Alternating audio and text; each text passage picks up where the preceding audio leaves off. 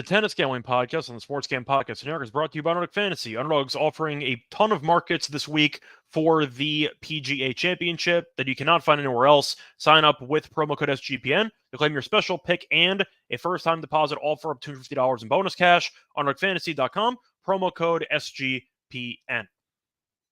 And welcome, everybody, to the Tennis Gambling Podcast here on the Sports Game Podcast Network. It is currently Thursday night, roughly 11:10 p.m. Eastern Time on May 16th. I'm Ross always, Scott Reichel, once again going solo for this pod. Should be a short episode because we only have two matches to preview. It is time for the semifinals in Rome. So we're going to talk about the matchups between Tabilo and Zverev, as well as the matchup between Paul and Jarry. Before we get into any of the actual recap of the quarterfinals, as well as our preview for the semifinal matchups, do want to remind you once again to like, subscribe on YouTube, and I want to remind everybody to rate and review the podcast on Spotify or Apple. So regardless of how you're actually consuming the podcast, there are ways to support the show and to leave feedback for me. So let me know if there's anything you want me to change, or if you like the show the way it is, by leaving a review or by leaving a comment and by liking and subscribing on YouTube. Now, a reminder also, we have a lot of great merchandise on the SGPN merch store. We have shirts, we have sweatshirts, high quality stuff. Recommend you checking out the SGPN merch store, not just for this show, but for all the other podcasts of the network. And it is important to mention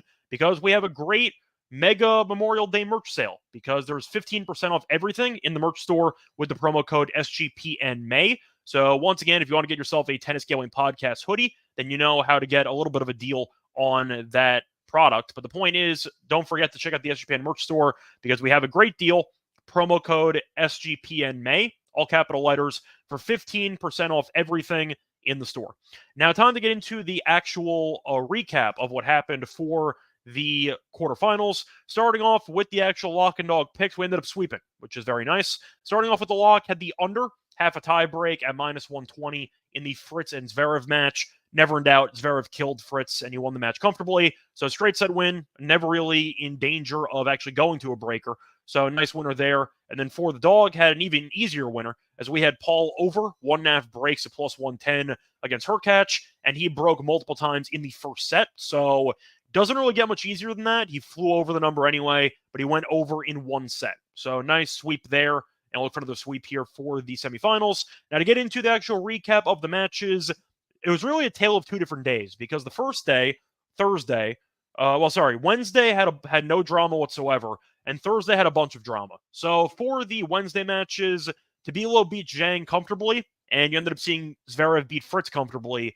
Basically the same scoreline, except you had 6-3, 6-4, and the other one was 6-4, 6-3. So the favorites won comfortably on Wednesday, so nothing else to really break down there.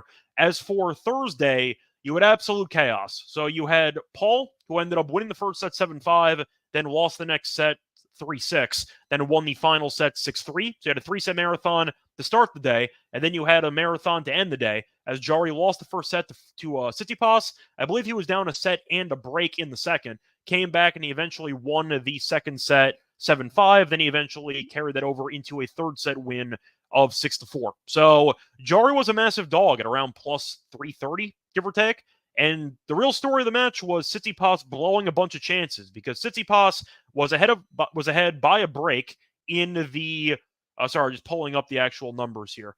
So I think I actually misspoke. I think Tsitsipas was not up a break in the second set, but he had love 40 at the 3-3 service game, and he also had 15-40 at the 5-5 service game. So Tsitsipas had 5 breakpoint chances to go ahead a break in the second set, and he choked those. Then he went up a break in the third set and immediately gave it back. So Tsitsipas was still in a good he had a golden opportunity to go up a break in the second set, and he was up a break in the third set, and he punted both chances, as Jarry eventually just out-hit him and got the job done in 3. So we had, once again, a tale of two different days. Wednesday was boring, Thursday was fun, and hopefully the matches on Friday turn out to be fun. Now, time to get into the actual semifinal matches. But before we get into any of that, do want to quickly remind everybody once again that we are brought to you by NYRA.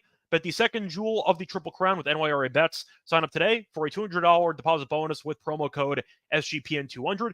Join now to claim your deposit bonus just in time for the Preakness at nyrabets.com/SGPN200. Gear up for Black-Eyed Susan Day at Pimlico and boost your Preakness bankroll with NYRA bets. Opt in and bet at least $150 each on Belmont at the Big A and Pimlico on Friday for a $30 bonus, win or lose. Earn more on the Preakness. Bet at least $200 each on Belmont at the Big A and Pimlico for a $4 bonus, win or lose. Opt in to win at nyrabets.com. That's not all, though. Score big with a 20% bonus on your ticket winnings by hitting an exacta on any or all races at Belmont at the Big A on Sunday. Sign up and get your bonuses at nyrabets.com/SGPN200. We're also brought to you by Underdog Fantasy. The NBA playoffs are here, and our sponsor, Underdog Fantasy, wants to make it a lot more interesting.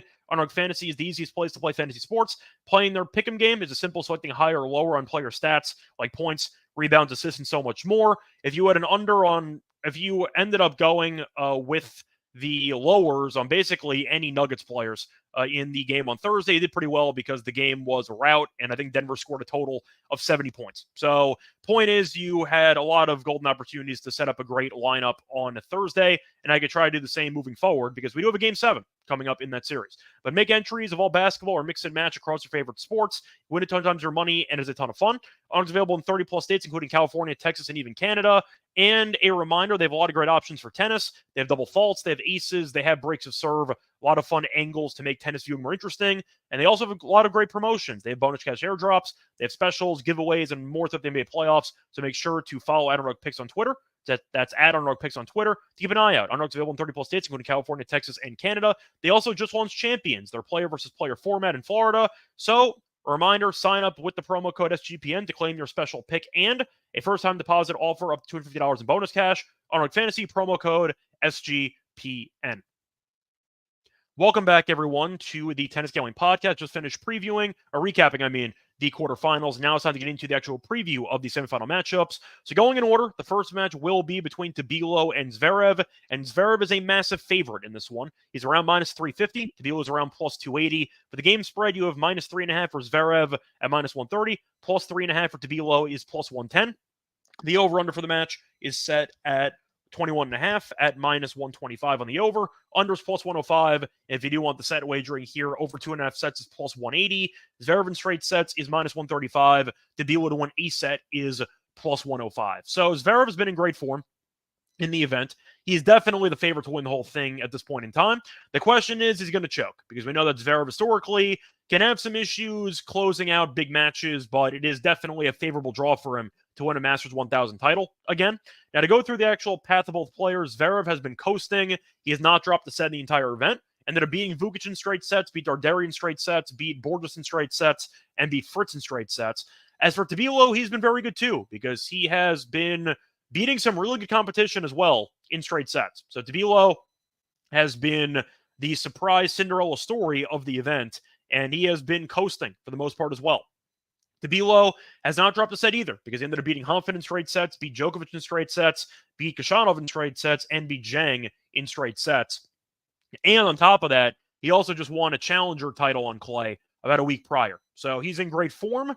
The question is, do I think he's going to beat Zverev? I do not. I think Zverev's going to win. However, do I think that it's going to be more competitive than the odds makers suggest?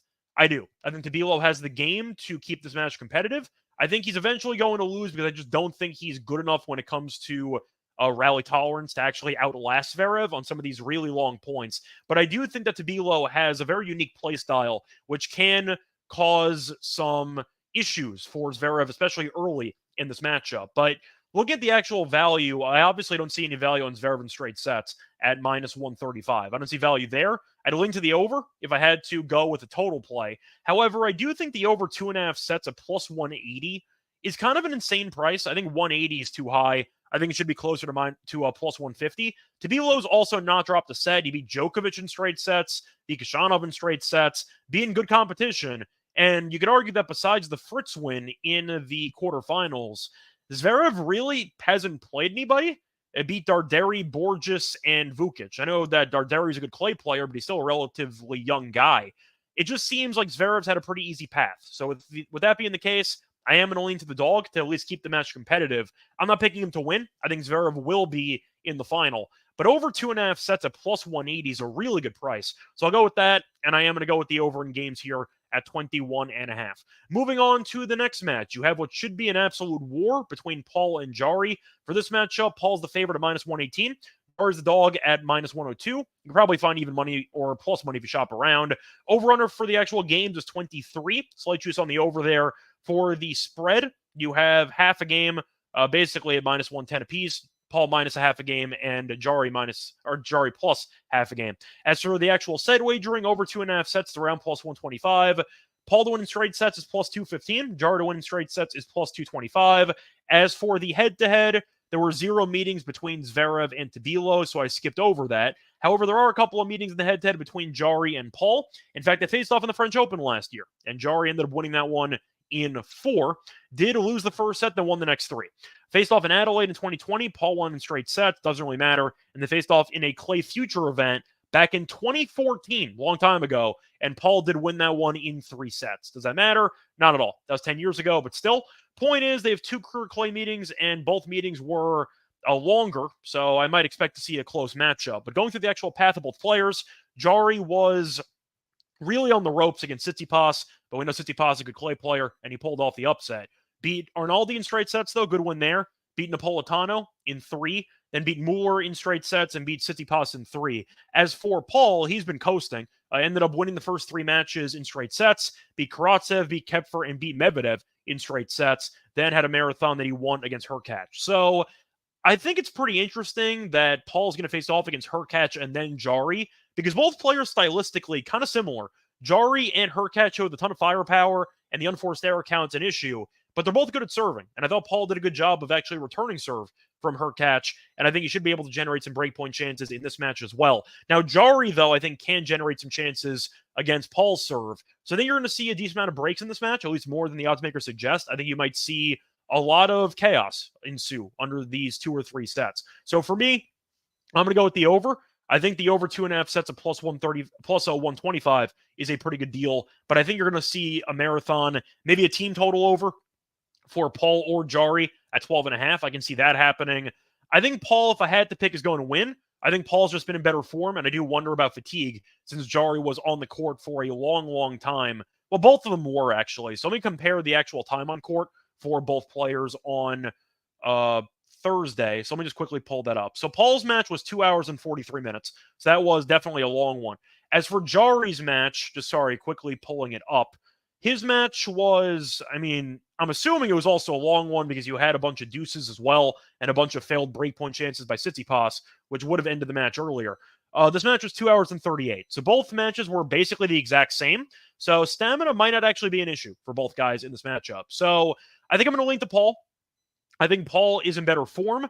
I think that he's just had a very good year in general, where Jari's been more up and down. But I think Paul's going to outlast him. I think Jari might be able to win a set based on his overall firepower, but I do think Paul's good enough to keep the ball in play, and I think that is going to be where Jari's strokes might eventually short circuit, and you might hand over a bunch of free points courtesy of unforced errors, and I think that's going to decide the actual match. So I'm going to lean to Paul here as my pick, but I do like the over as my main option at around 23, 22.5, maybe the team total overs, or maybe the over 2.5 sets there at plus 125. That's going to wrap it up for the actual preview of the 2 semifinal matchups. Now it's time for the lock and dog picks. But before into any of that, do want to remind me once again that we are brought to you by Game Time. I know about all of you, by personally love attending sporting events in person, and it used to be very difficult to actually find a ticketing platform that I could trust, but that changed once I found Game Time. And Game Time is now an authorized ticket marketplace of Major League Baseball, which is good for me because the Yankees are actually good. So I could actually watch Judge and Soto and company look good on the base paths and look good overall on the baseball diamond. And the fact is now I can actually go to games because I do have a ticketing platform that I trust. Game Time also has a lot of great last-minute deals, and they also have a lot of great features with their app. They've introduced the seat views, so I'm sure you've been here before, or in the situation before, where you wanted to go to a game, and you ended up finding a certain seat that you liked. You ended up buying tickets, you got to the game, and you realized that your view that you paid for was obstructed. There was a pole, maybe there was just something in your way, and you realized that you wasted money because you got a seat that was not exactly properly advertised on that platform. That will not happen with Game Time because they have a feature that lets you look at the exact view you would be getting if you would purchase said ticket, so you never have to worry about getting a bad view ever again when you're attending baseball games. But a reminder, they have a lot of great last-minute deals, and they have a lot of good promos with us, because if you download the Game Time app, create an account, and use code CFBX for $20 off your first purchase, terms apply. Again, that's create an account, redeem code CFBX for $20 off. Download the Game Time app today. Last minute tickets, lowest price, guaranteed. Welcome back, everyone, to the Tennis Gambling Podcast. Just finished previewing the 2 semifinal matchups taking place on Thursday. Now it's time for the lock and dog picks. Full disclosure, not going to touch the Zverev match. I really did not find much value on that match. I thought about maybe going over 2.5 sets, but I thought I was kind of forcing it because I didn't really know if it would go 3. So instead, I'm going to focus on two props that I like in the Jari Paul match. Kind of going to be a bit of a rinse and repeat for the lock here. I am going to go to the tiebreaker angle, and I once again am going with the under in this one.